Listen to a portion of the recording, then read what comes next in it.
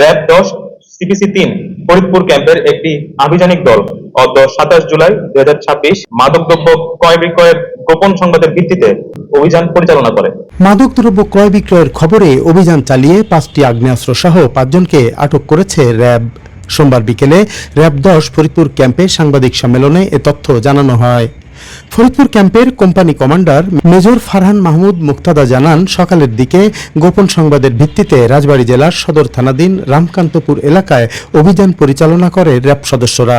রামকান্তপুর কৈডাঙ্গা এলাকার আলম সরকার ও বাহাদুর বিশ্বাসের বসতবাড়ি হতে একটি ব্রিটিশ কাটা রাইফেল, একটি একনালা বন্দুক ও 3টি দেশীয় তৈরি 1 শুটার গান উদ্ধার করা হয়।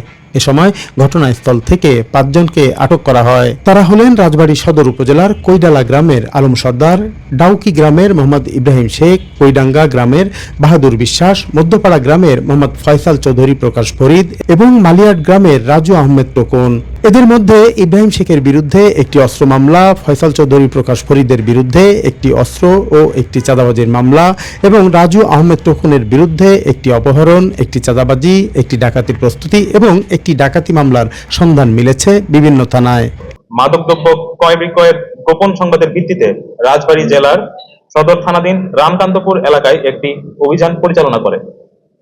উক্ত অভিযান পরিচালনা করাকালে রাজবাড়ী জেলার সদর থানাধীন রামকান্তপুর কৈডাঙ্গা এলাকায় বসবাসকারী আলম সরকার ও মোহাম্মদ বাহাদুর বিশ্বাস এই 2 জনের বসতবাড়ি হতে একটি ব্রিটিশ কাটাওয়ে রাইফেল, একটি একনলা বন্দুক এবং 3টি দেশীয় তৈরি 1 শুটার গান উদ্ধারপূর্বক জব্দ করা হয়।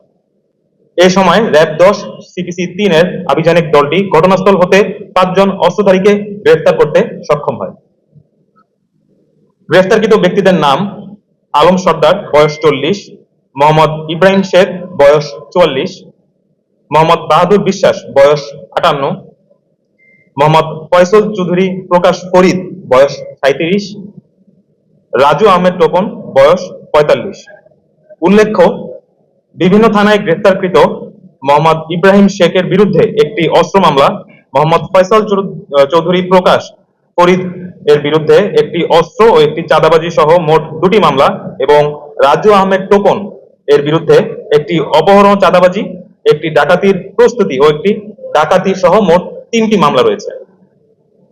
র্যাব 10 এর নিরবিচ্ছিন্ন গোয়েন্দা তৎপরতা, দ্রুত প্রতিক্রিয়া ও পেশাদারিত্বের একটি উদাহরণ ছিল আজকের এই অভিযান।